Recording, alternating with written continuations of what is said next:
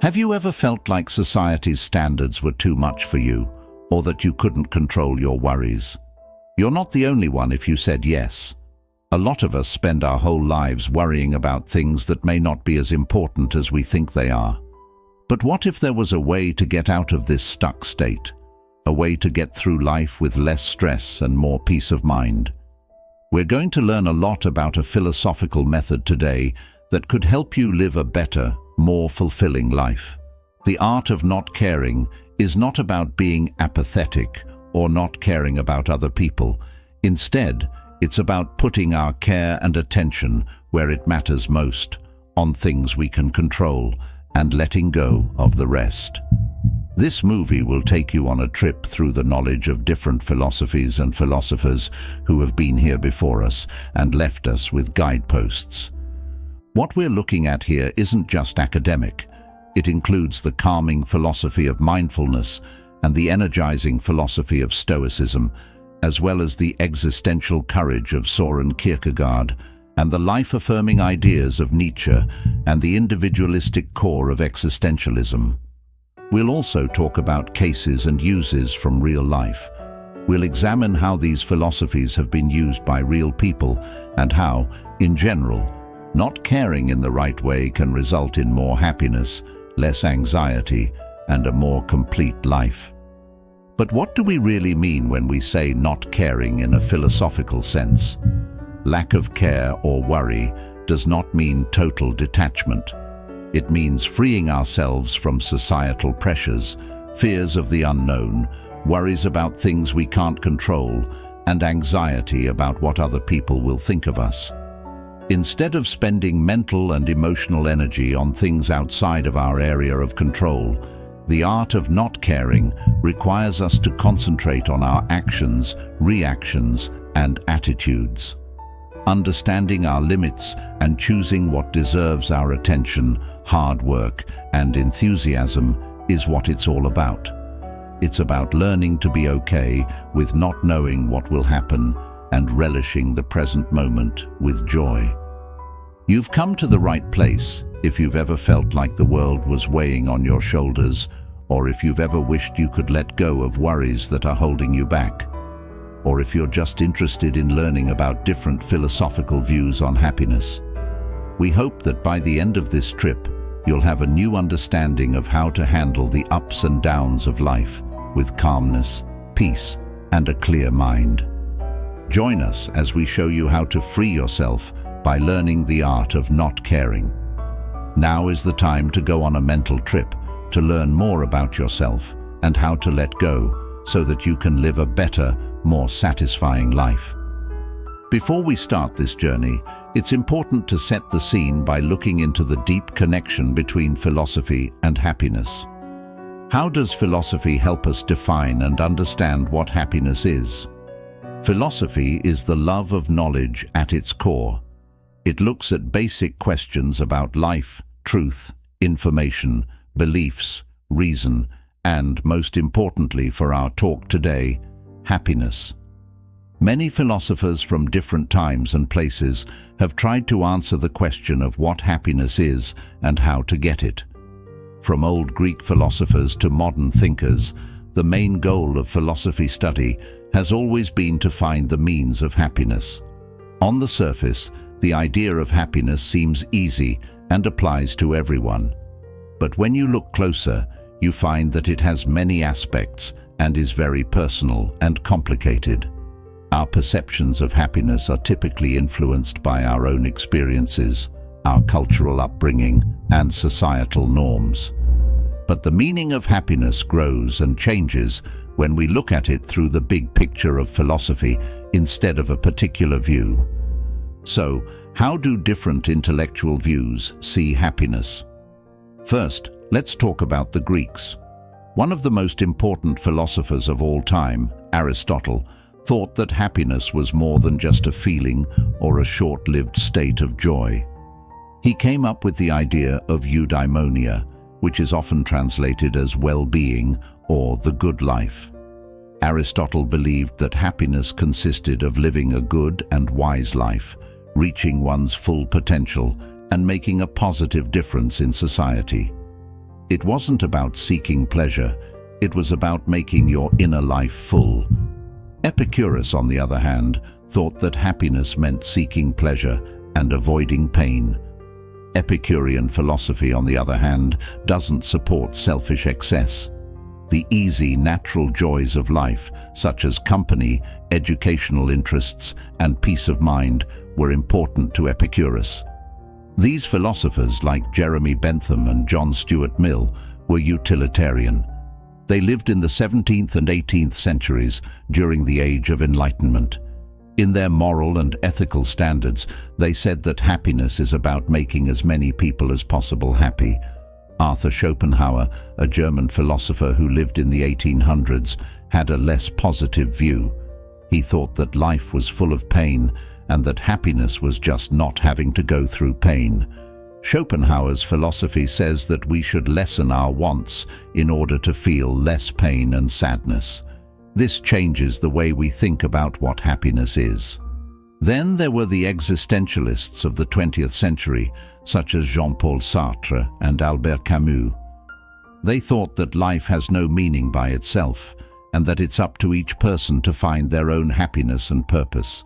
They embraced sincerity and personal freedom while rejecting societal rules. Also, we can't forget Eastern philosophy practices like Buddhism. Buddhism says that the way to happiness is to let go of desire and attachment, which leads to inner peace and enlightenment. These different psychological views make it clear that happiness isn't an idea that works for everyone. It's very personal and depends on our values, choices, and how we see the world. Whether it's through virtue, pleasure, the lack of pain, personal freedom, or spiritual understanding, different philosophies offer different paths to happiness. We will look at how letting go of some worries fits in with these different philosophical views on happiness as we talk about the art of not caring today. The goal is to find a reasonable and careful way to care about the things that matter to us, which will lead us to a happy and satisfying life. It's important to remember that philosophy doesn't give us solutions. Rather, it helps us ask the right questions. As we learn more about how to not care, let's keep an open mind, question what we think we know, and let these different philosophical ideas help us understand what happiness is. Let us start this interesting trip by learning from the deep insights into happiness that great philosophers have shared. Now let's talk about Stoicism, an old Greek philosophy that has become famous again recently because it has deep knowledge and useful advice for living a good life. Stoicism was started in Athens by Zeno of Citium in the early 3rd century BC. However, it was the lessons of late ancient philosophers like Epictetus, Seneca, and Marcus Aurelius that have stood the test of time and still speak to us today. Stoicism is a moral philosophy that stresses how important it is to be good, use your mind, and be disciplined. Things that happen to us are out of our control, but how we react is. Stoicism gives us the courage to focus on what we can control and let go of what we can't. It's a strong tool for learning how to not care. Now we'll talk about the Stoic idea of the duality of control. Epictetus, a scholar who used to be a slave, wrote beautifully about this idea in his Enchiridion, or Guide. He wrote, "Some things are within our power and others are not within our power. Our opinion, motivation, desire, aversion, and other things that are of our own doing are not within our power. Our body, our property, reputation, office, and other things that are not of our own doing are not within our power." This stark contrast reminds us to focus our time, energy, and emotions on the things we can control and not care about the rest. This doesn't mean we should be lazy or ignore our tasks. Rather, it means we should figure out what's really important and deserves our attention and care. It means deciding not to be upset by the things we can't control in life. This helps us keep our peace of mind and aligns us with the natural order of the world, which is one of the most important Stoic ideas. Stoicism's example of the skill of not caring can be seen in Marcus Aurelius's Meditations. As Roman emperor, Marcus Aurelius had a lot of power and influence, but his works show that he knew that these things are temporary. He wrote, "Very little is needed to make a happy life. It's all in your way of thinking." He often stressed the value of inner peace and tranquility over external accomplishments or praise, showing us how to be patient by not caring about things we can't control. In his writings, Seneca and other important Stoic philosophers give more examples of this concept. He wrote that we shouldn't care too much about what's going on in the outside world and shouldn't let bad things or good things get to us too much. In a letter, he said, "True happiness is to enjoy the present without worrying about the future, not to amuse ourselves with either hopes or fears, but to rest satisfied with what we have, which is sufficient, for he who is so wants nothing." By following Stoic principles, we learn not to worry about how our lives are changing and instead focus on improving our character, wisdom, and virtue. We learn to be happy with what we have, not caring about what other people do, and at peace with the world. Stoics don't mean that you should not care about anything. They mean that you should know where to focus your care and attention for a happy and peaceful life. We have now moved on from the Stoic school of thought to Epicurus's garden. Epicurus, a Greek philosopher from antiquity who established the Epicureanism school of philosophy, offers a different viewpoint on the art of not caring. Contrary to popular belief, Epicureanism isn't about engaging in physical joys or living a luxurious lifestyle. Rather, it's about understanding the nature of pleasure and desire and living a life of tranquility, freedom, and company. Pleasure, to Epicurus, was the most important thing in life and the greatest good. However, he stressed that not all joys are worth seeking. He said there are two kinds of joys: kinetic pleasures and catastrophic pleasures.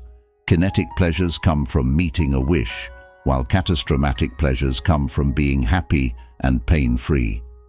The great philosopher Epicurus said that the best kind of life is one in which we can enjoy the simple pleasures of life without being rushed by wants all the time. What Epicureanism says about societal standards and material wants is an important part of the art of not caring. Epicurus promoted a simple lifestyle away from the busy Athens society. His view was that many of our wants, like the need for money, fame, or power, are formed by societal standards and are not natural or necessary. Epicurus said that these wants often cause more harm than good because they are never-ending and keep us wanting more. Epicurus famously said, "If you want to make a man happy, don't add to his riches, take away from his desires." This wise view tells us to ignore the pursuit of material wealth and societal status in favor of cultivating inner tranquility and forming meaningful connections. Epicurus's ideas about fear, especially the fear of death, are also very interesting. He said death doesn't matter to us because death doesn't exist when we don't, and we don't exist when death does. Epicurus gives us the courage to let go of our fear of death, which frees us to live more easily and happily in the here and now. So how do these ideas make your life better? We can find happiness and mental peace by knowing what our wants are, telling the difference between ones that are important and ones that aren't, and learning how to control them well. We free ourselves from unneeded worries and stresses by deciding not to care about societal standards or the fear of death, which makes room for real happiness and tranquility. Epicureanism teaches us that happiness doesn't come from having things or being important, but from being at peace with yourself and not having to deal with pain or trouble.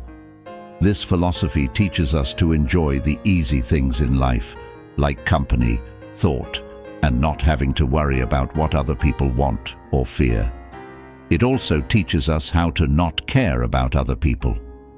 The Epicurean way of life tells us to rethink our wants and values, to let go of societal standards and pointless fears, and to enjoy life's simple, long-lasting joys. Let's keep these ideas from Epicurus with us as we go on our trip. Allow pleasure and desire to play a part in our lives, and let's learn to disregard things that don't include our long-term happiness. Thank you for joining us as we continue our philosophical look into how to not care. Next, we go to Denmark in the 1800s and meet Søren Kierkegaard, who is known as the founder of existentialism. Unlike the other philosophers we've talked about so far, Kierkegaard lived in a very different time and culture. The person, their emotions, freedom, choice, and subjective life are the main topics of Kierkegaard's philosophical philosophy. He thought that truth is relative and that each person had to figure out how to live their own life on their own. His works give us a deep look into the mind of a person by exploring anxiety, hopelessness, and the search for meaning. The jump of faith in the face of life's riddles and unknowns is one of Kierkegaard's most well-known ideas. Kierkegaard said that people who want to find meaning and get over their sadness should take a leap of faith and become religious. The idea behind the leap of faith is not limited to religion, even though it is often used in religious contexts, especially in Kierkegaard's works. This is about being okay with not knowing what will happen and having the courage to make choices without knowing for sure. Uncertainty is the root of a lot of our daily stress and anxiety. We worry about what might happen in the future and find it hard to make choices when we can't see what will happen. What if, though, we decide not to care about this chance? What if we take that leap of faith, know that we don't know what will happen, and make our decisions with courage and conviction? Kierkegaard said, "Life can only be understood backwards, but it must be lived forwards." This quote fits with what we're talking about because it reminds us that we can learn from our mistakes and gain knowledge from them, but we can't know or control what will happen in the future. So, deciding not to worry about what might happen in the future doesn't mean you're careless or don't care what happens. Instead, it's about getting rid of our crippling fear of the unknown so that we can fully live in the moment and do what we believe is right. By freeing us from the weight of fear and anxiety, adopting Kierkegaard's leap of faith could lead us to greater happiness. When we stop worrying too much about what might happen, we can focus on the here and now and do things that are in line with our values. We free ourselves to live an honest life without being constantly worried about what might happen in the future when we do this. Kierkegaard's psychological philosophy makes us think deeply about our own lives, our worries, and our freedom. He thinks that the leap of faith is a way to deal with the unknowns in life, not by trying to guess or control the future, but by facing these unknowns with courage and focusing on who we really are. Let's face the unknowns of life with courage, caring less about the things we can't control and more about living fully and honestly in the here and now. From the busy streets of Denmark in the 1800s, our intellectual journey takes us to ancient India, where Siddhartha Gautama, better known as the Buddha, created Buddhism, a deep philosophy and way to spiritual awakening. Buddhism is a non-theistic religion that has a special view on happiness, pain, detachment, and how to stop worrying about things that are temporary and will not last. In Buddhism, happiness is not the same thing as in many Western philosophies. Buddhism doesn't think of happiness as pleasure or getting what you want. Instead, it sees real happiness as a deep, long-lasting state of well-being and joy that comes from inner peace and knowledge. Because it has nothing to do with outside events, this happiness is available to everyone who practices mindfulness, acts in an ethical way, and understands how reality works. The Four Noble Truths are very important to Buddhism. They explain what pain is, why it happens, how to stop it, and the way to do that. According to what the Buddha taught, pain comes from tanha, which means a strong desire for something other or more than what is. We want things because we don't know the real nature of reality, which is changeable, unhappy, and not self-existent. This brings us to the Buddhist ideas of non-attachment and detachment, which are very important for learning how to not care. Detachment, from a Buddhist point of view, does not imply apathy or avoiding life's events. Instead, it's a deep knowledge and acceptance of the fact that everything changes. It's about not being attached to people, things, events, or even ideas, because you know they can change and let you down.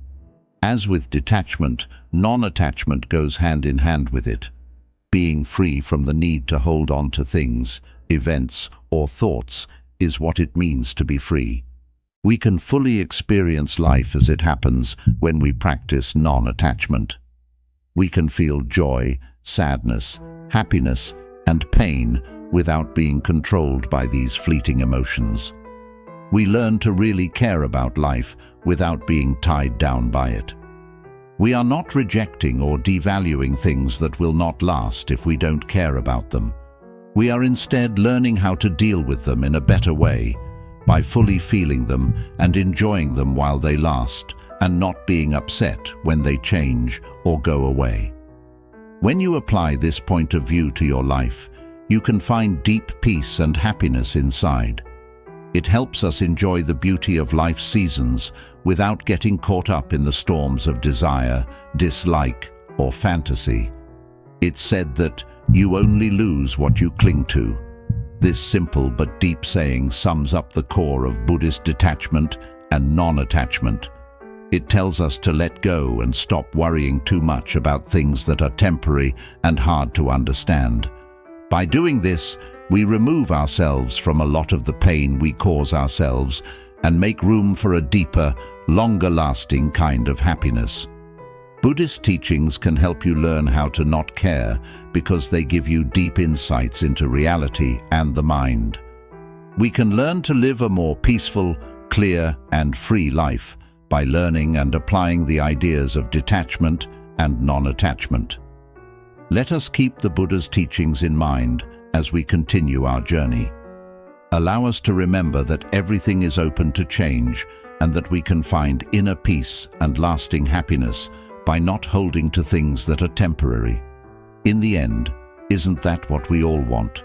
We are now back in Europe, this time in Germany in the late 1800s, where we meet Friedrich Nietzsche, one of the most important and controversial philosophers of all time. Friedrich Nietzsche gave us a strong way to look at the art of not caring. He was famous for his attacks on standard morals and his philosophy of life affirmation. Nietzsche's philosophy is based on the idea of life reinforcement, which he thought was the best thing about being human. Nietzsche said that to support life is to accept it as it is, with all of its problems, doubts, and conflicts. As long as you say yes to life with joy, wonder, and imagination, not in a dormant or defeated way, it's alive. There are a lot of similarities between Nietzsche's ideas about societal rules and the art of not caring and this philosophy of life reinforcement. According to Nietzsche, traditional morals and societal rules frequently prevent people from living fully and truly. He didn't like the idea of group morals, which says that good and bad are the same for everyone. That's not what Nietzsche meant by not caring about societal norms and traditional morality. It's not the same thing. Instead, it's about self-overcoming, which is the process by which people go beyond their learned habits and beliefs to build their own ideals. We can start to question, criticize, and finally get rid of societal standards when we stop thinking about them. This lets us write our own moral code and decide for ourselves what is important, useful, and satisfying. This is where the idea of the Übermensch, which is also known as the Overman or Superman, comes up. This idea is Nietzsche's idea of the perfect person, someone who has gotten over themselves, found their values, and accepted life in all its complexity. The Übermensch is the idea that you don't have to care about traditional morality.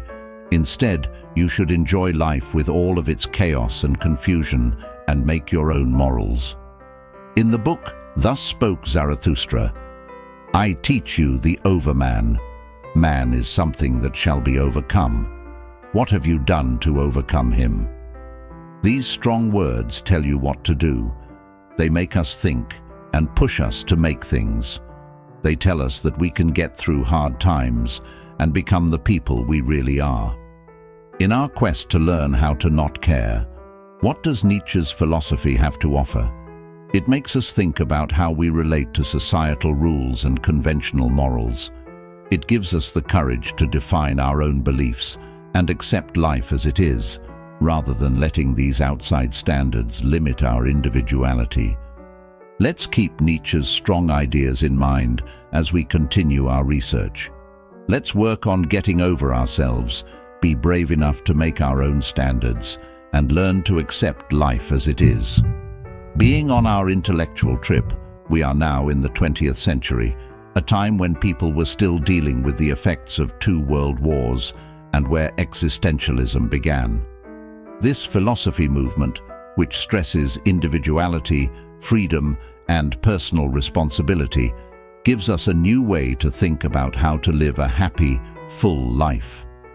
Existentialism, which has its origins in the writings of Soren Kierkegaard and Friedrich Nietzsche, gained popularity when philosophers like Jean-Paul Sartre and Albert Camus rejected conventional philosophical categories. Existentialism is a way of thinking about the individual, the real person, as it deals with things like anxiety, freedom, sincerity, and the absurd. Existentialism is based on the idea that each person's life is the most important thing in the world. That famous quote by Sartre, "Existence precedes essence," means that we exist first, and our actions, decisions, and events make us who we are. Being able to make our own lives is both freeing and scary. It makes us the masters of our own lives and gives us full control over what happens in them. Albert Camus' writings on the nonsense of life give existentialists a view on how important it is for each person to be free. Life has no meaning, goal, or order by nature. It is absurd. This understanding can make us feel hopeless or free. We can stop looking for meaning or approval from outside sources when we stop thinking about how silly things are and accept them as they are. We can instead focus on making our own meaning and paving our own way through the absurd.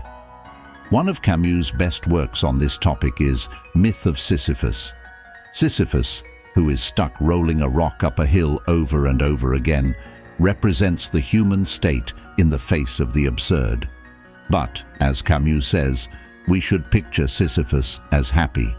Because Sisyphus doesn't care that his work is pointless, he can find joy and meaning in the process itself, in his fight and determination. We want to know what existentialist philosophers like Sartre and Camus can teach us. We are free to choose, act, and make our own character, as they tell us. They teach us that life is silly, and that if we don't care about how silly it is, we can stop looking for approval from other people and make our own meaning. In the face of the absurd, they tell us to enjoy our freedom, take charge of our lives, and make our own way. Thanks a lot. From Stoicism to Buddhism, Nietzsche to Sartre and Camus, and all the way through the rich weave of philosophy, we've learned a lot about the art of not caring. Let's put this academic knowledge to use in the real world. In our daily lives, how can we apply these intellectual lessons? In the real world, what steps can we take? The first thing we need to do is figure out what we really care about. Think about the Stoic concept of the 2 kinds of control. Sort the things in your life that you can control from the things that you can't. The key is to focus on the things we can control, such as our thoughts, emotions, and deeds, and learn to let go of the things we can't. Taking this simple step can greatly lower worry and anxiety that aren't needed, making room for more happiness, freedom, and satisfaction. This brings us to our second point, being open to doubt. Like Kierkegaard showed us, life is full of unknowns, and trying to control or guess everything is not only pointless, it can also make you unhappy. By taking that leap of faith and being open to not knowing, we can get rid of the fear and anxiety that come with the unknown. It becomes clear to us that doubt is a chance for growth and change. In the third step, you have to face societal standards. As Epicurus, Nietzsche, and philosophy taught us, societal rules and standards can often stand in the way of our happiness and identity. Think about the stresses in your own life. Do they match your values and goals, or do they make you feel like you can't be yourself? Not thinking about these societal standards doesn't mean you're ignoring your duties or turning cold.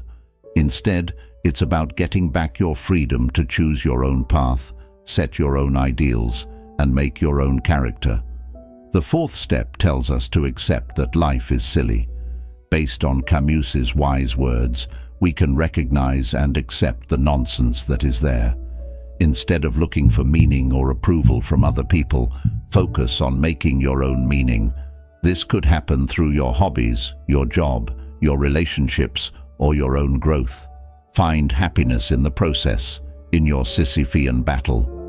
Although these steps can serve as a guide for us on our trip, they are not without difficulty to apply.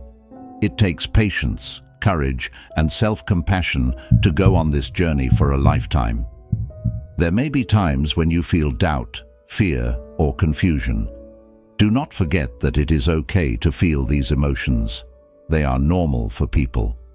Recognize them, learn from them, and let them guide you instead of fighting against them. Some of you may be wondering how you can use these ideas right now. In this process, mindfulness can be a great help. To be mindful, you have to be fully present and pay attention to the present moment without judging it. It enables us to watch our ideas, emotions, and experiences without becoming engrossed in them. As an easy way to practice mindfulness, sit in silence for a few minutes every day and focus on your breath. Feel the air coming in and going out of your body. Bring your mind back to your breath slowly if it wanders. Being present, accepting things as they are, and not attaching to them are all important skills for learning how to not care. Remember that not caring isn't the same as being indifferent or neglectful. It's about figuring out what really matters, about accepting life with all of its unknowns and silly things, about finding your own soul amidst societal standards, unknowns, and the silly things that happen in life. Now that this look at the art of not caring is over, let's take a moment to think and maybe set the stage for what comes next. From the Stoic philosophers of ancient Rome to the existentialists of the 20th century, we've been on an interesting trip through time to look at how these philosophical schools have thought about the idea of not caring. We've looked at the Stoic principle of the dichotomy of control and learned that the way to tranquility and happiness is to figure out what we can control and focus our attention and energy on that. We learned about Epicurean philosophy and how Epicurus taught about pleasure, desire, and the value of not thinking about societal standards. We put a lot of faith in Kierkegaard by accepting that life is full of unknowns and realizing that not caring about what might happen can make us happy. We learned a lot about Eastern philosophy and how the Buddhist ideas of detachment and non-attachment can help us let go of things that don't last, which can lead to peace and happiness inside. We were encouraged to question societal rules by Nietzsche, and his philosophy showed us that not caring about following these norms can help us get over ourselves. The existentialist philosophers, especially Sartre and Camus, emphasized the foolishness of life and pushed us to take responsibility for our own lives, saying that not thinking about this underlying nonsense can lead to personal freedom. How to apply these intellectual ideas in daily life was covered in the final part. It was talked about how to figure out what's important to us, how to deal with confusion, how to go against societal norms, and how to accept the ridiculousness of life. We also talked about some problems that might come up along the way and the easy mindfulness method that can help you develop present, acceptance, and non-attachment. However, this discovery is just the start of your trip. The skill of not caring is not a place you can get to, but a way of life that you can follow. It takes self-compassion, patience, and courage.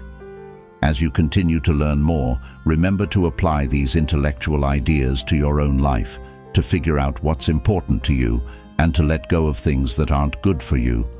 The most important things in life are the lessons we learn, the new ideas we have, and the people we meet. Don't care about what other people think. Try not caring about what other people think and see what changes, freedom, and happiness it brings you. Remember that the path to not caring isn't about becoming apathetic or careless. It's about being yourself, taking back your freedom, and making your own way. It's about finding your own soul in the midst of societal standards, uncertainty, and the fact that life is just plain silly.